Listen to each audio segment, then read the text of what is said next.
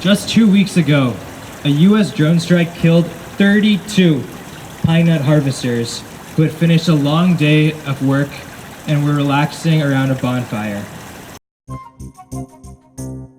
Important, and I am very proud of the fact that a lot of my father's ideas have influenced the Rojavan society. What is critically important is that they are saying that we have to create a society that truly empowers people at the local level.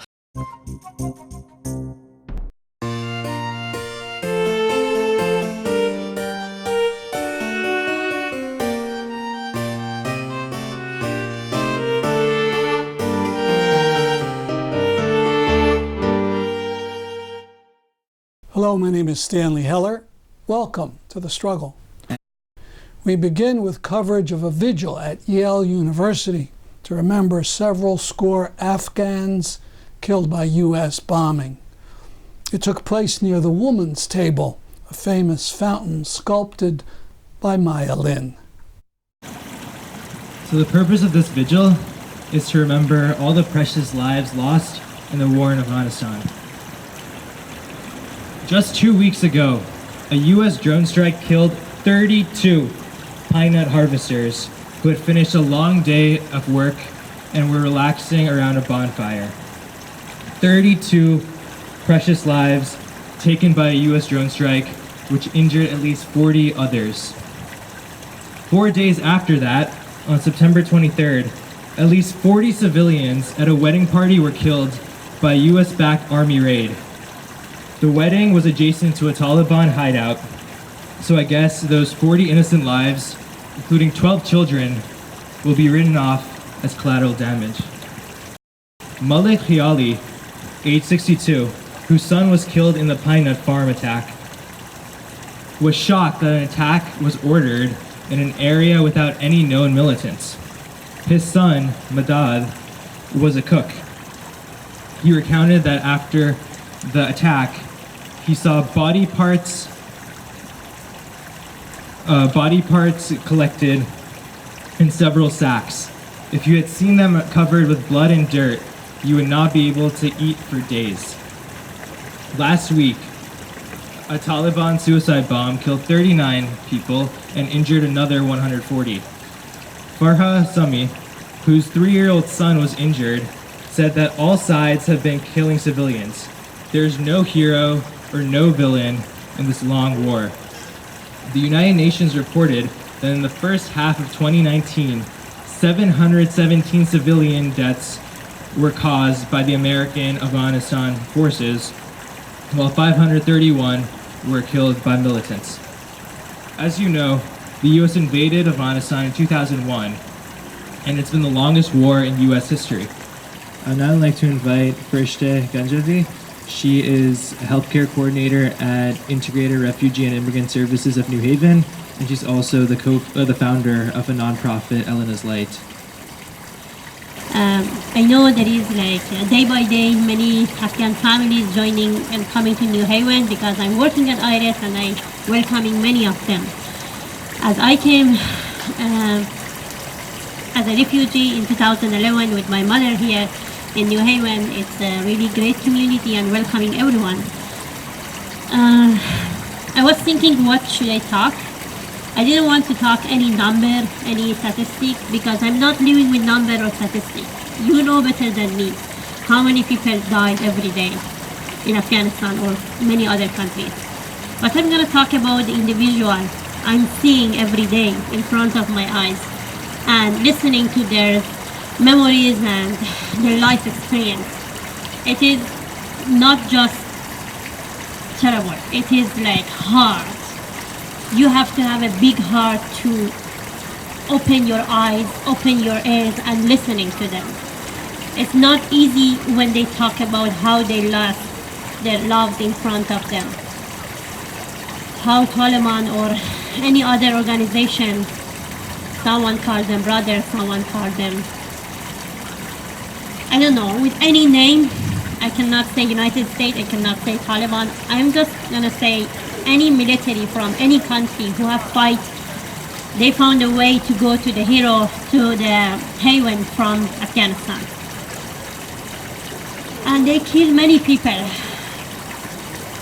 They kill it in the name of Islam, in the name of any religion they name it, but it's not religion, it's just politics.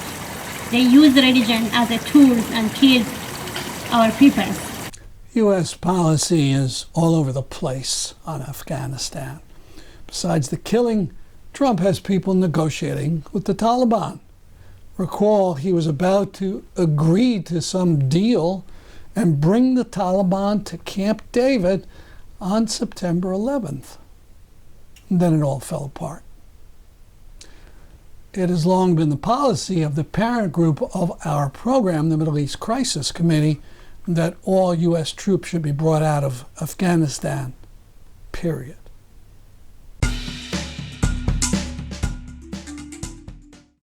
Our major story is the Turkish aggression against Kurdish people in Syria. It was an unprovoked attack. The Erdogan government wants to smash the mostly Kurdish militias and seize a border strip in Syria and dump 1 million or more Syrian refugees into that area.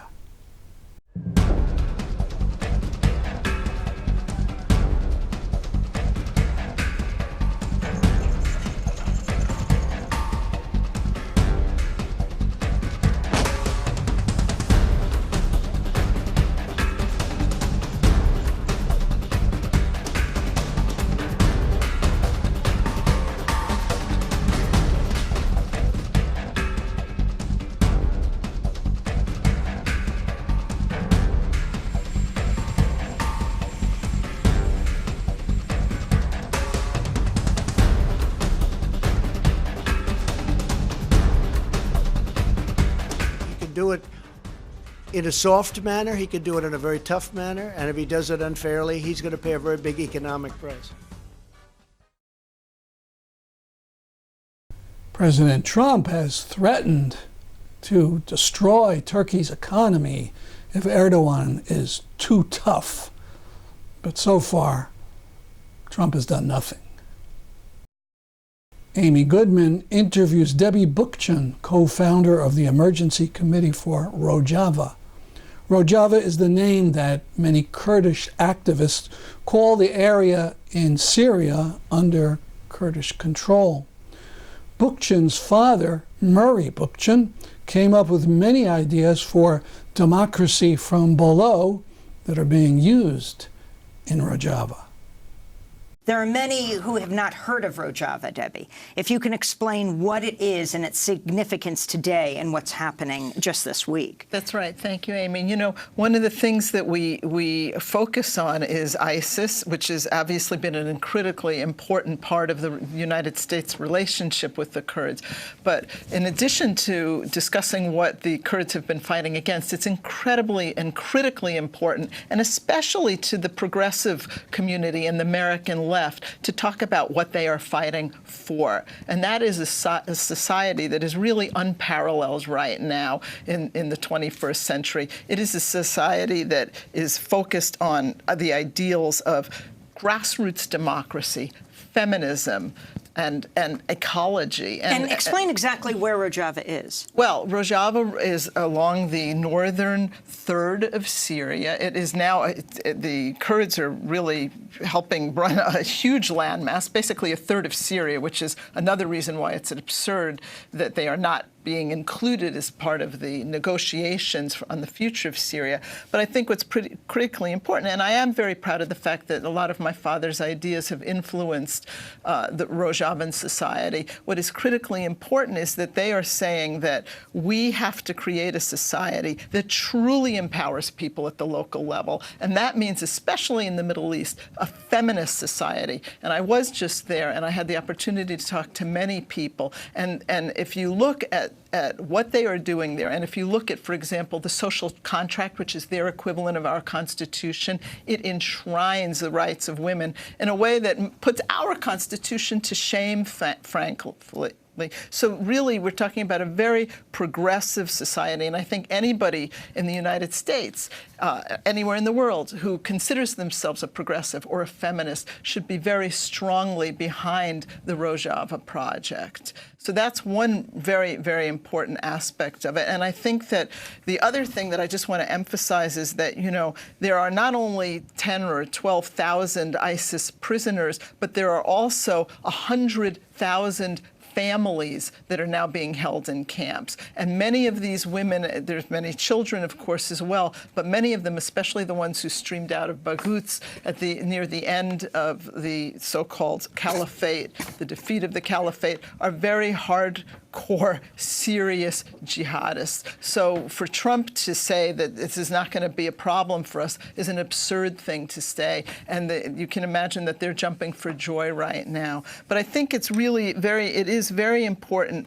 And I would actually like to say that, I think that it's, in a certain sense, to the enduring shame of the progressive community in American left that there hasn't been more support for Rojava over the years. We haven't heard our Democratic candidates really even talk about Syria. And this is and part of the reason that this can be happening, especially after what we saw in Afrin, where the Kurdish army, and it's really mostly a jihadi militia that the Kurds have employed because, as you know, after the coup attempt, Erdogan got rid of a good chunk of his army. So you have essentially thugs who have come in and taken this once peaceful region of Rojava called Afrin and turned it into basically an extension of a Turkish Islamic state in which they've taken away people's rights, in which they've looted, robbed, kidnapped people. And this is what we can look forward to. This is what's going to happen in the rest of Rojava. And it is truly incumbent on all of us who claim to care for progressive values to stand up, to demand a no-fly zone for Rojava, to go to our representatives and say, you know what, tweeting your crocodile tears is not enough. We have to actually become active, and the progressive left should really play a huge role in this. If Turkey gets its way, if the Turkish army and Erdogan gets its way, it will continue until they have genuinely achieved the genocide of the people of northern Syria, northeast Syria. But of course, a lot of this is dependent on the international community as well, and actually even more importantly, the international community. We've seen that the public opinion is deeply and quite aggressively opposed to this invasion. We've seen a lot of people, very, very close aides of Trump come out very strongly to this, including the sanctions bill that has been put together. We've seen a lot of important academics like David Harvey pull out from conferences in Turkey, and celebrities like Cher who have come out with this. So this kind of solidarity and this kind of public outrage is genuinely important, because the lives of 5 million people are in question, including almost 3 million Kurds, but also not just Kurds, right? It's Arabs, it's Assyrians, it's Turkmens, it's a lot of other Christian groups, it's Yazidis. So there's many people, many historically marginalized communities that are at risk here, because the Turkish army jets are not making distinctions. Yesterday an Armenian village was also bombed, including other Christian neighborhoods as well. So this is an all-out war against the people of northern Syria. But as Debbie mentioned as well, and Ertuğrul as well, this is against and aims to crush the beacon of hope that is the system based on direct democracy, ecology, and women's liberation. So I think what's important is that people, a lot of people want to do things, but they don't know exactly how to. It's important to encourage people to academically, culturally, touristically boycott Turkey at this point. And make sure that if there is an international power or a state that is not willing to stop this Turkish invasion, that the people of the world that will come together and make sure that they definitely pay for it.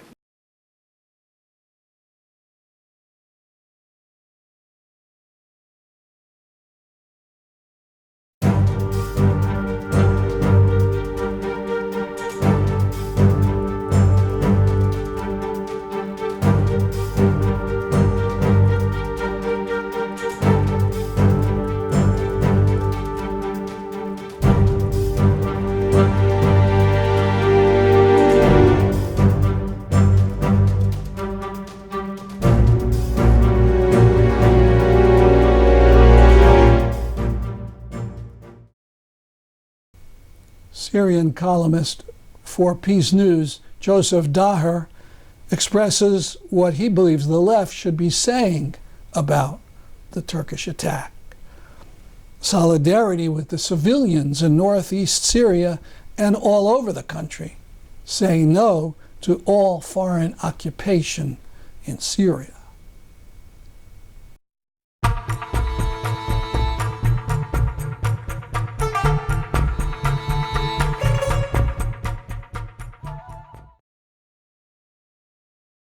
Like many months this year, this September was the hottest September ever recorded. It's sure to add to the climate chaos that the young people protested during the climate strikes. We tend to think of hurricanes as only affecting the Atlantic area, but as we record, Japan is awaiting a monster typhoon expected to batter Tokyo with the strongest winds in 60 years. Now, Voice of America video of Hurricane Lorenzo, the strongest, biggest hurricane ever in the North Atlantic. Here its winds hit a shore in the Azores, 1,000 miles away from Portugal. It wrecked a port on one of the islands.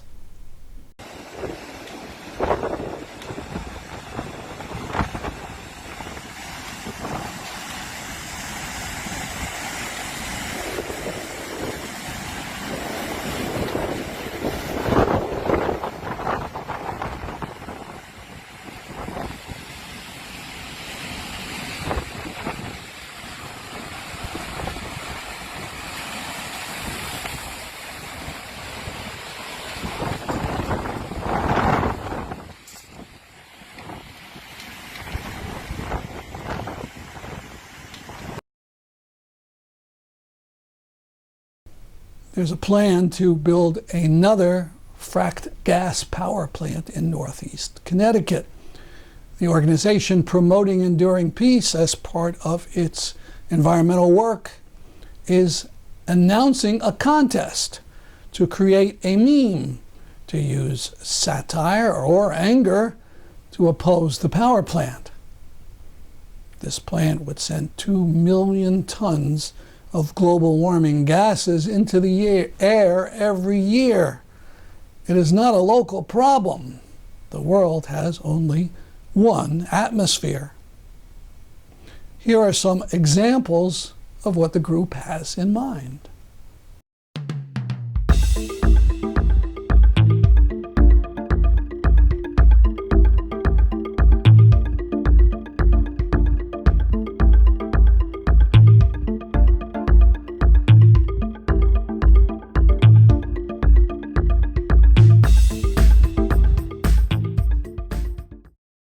Makeameme.org lets you make these memes for free. For full details, go to the website peace.org. We've received word that the Israeli Interior Minister is trying to expel Omar Barghouti from his home where he's lived in Israel for over 20 years. This because of his excellent work for BDS. Barghouti in 2017 won the Gandhi Peace Award along with Ralph Nader. For details, go to peace.org and look at the latest press release. And try to alert local media to this scandal. The Israeli organization B'Tselem is featuring this new video. ما تعصي ما تعصي ايه بيدك بيدك اخي نعصيك اليوم نو ما تعصي لا تعصي ما تعصي يعصي ماشو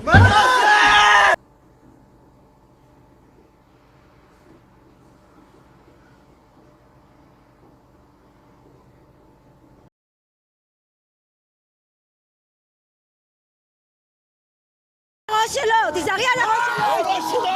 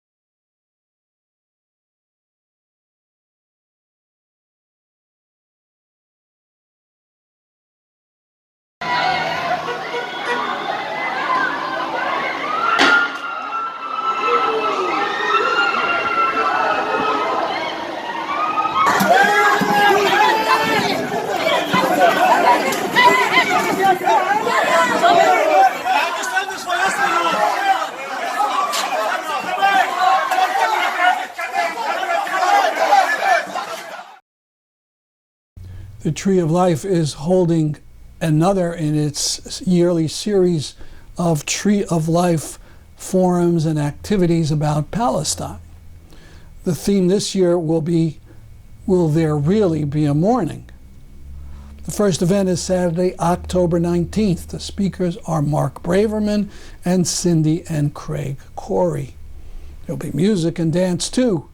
We'll link to the full schedule on our site, thestruggle.org. The following video is from 2018. It shows an interesting way to show solidarity with Syrians as they're being bombed by Russians. It comes from Syria, UK.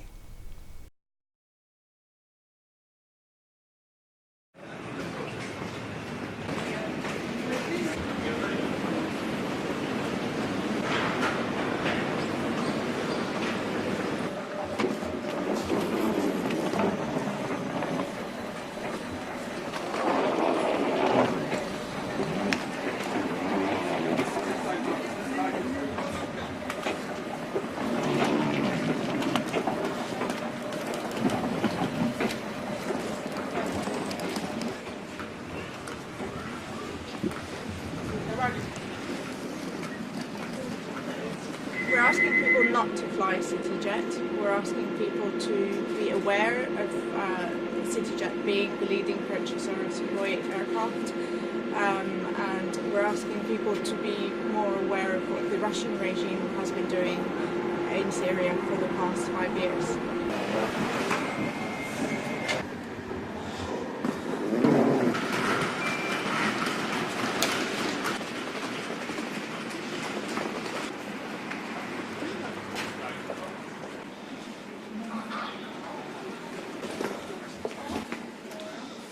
May we have your attention, please?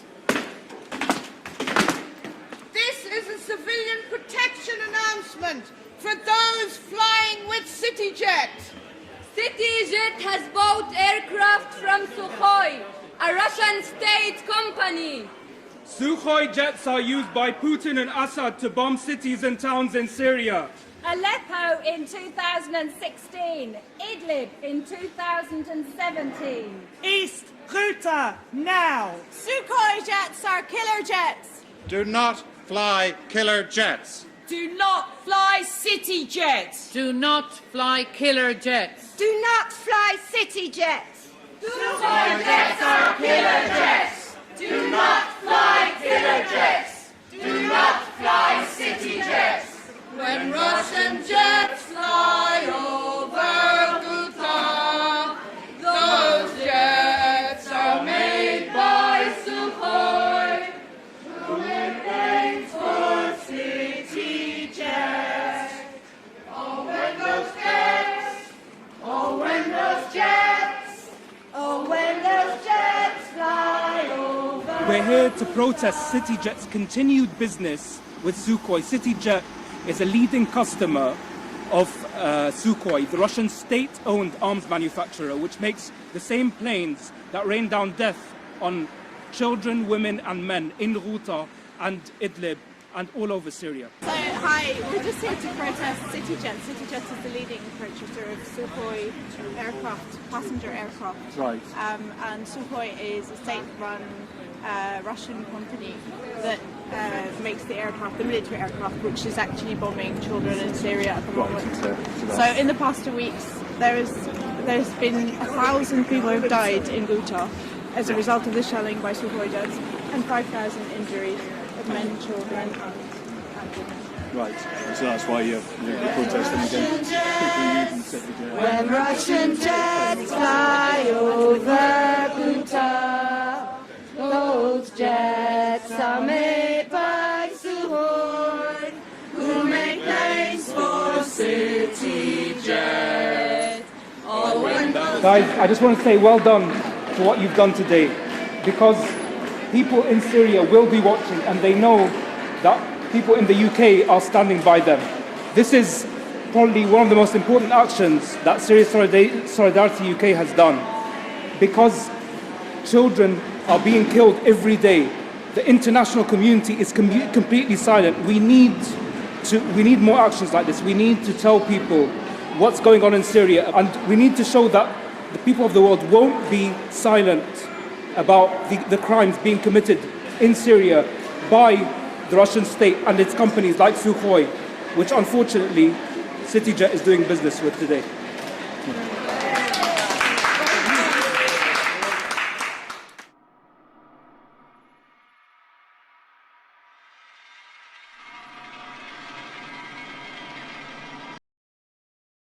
Before we go, we want to mention an upcoming talk by Yale professor Jason Stanley, the author of How Fascism Works.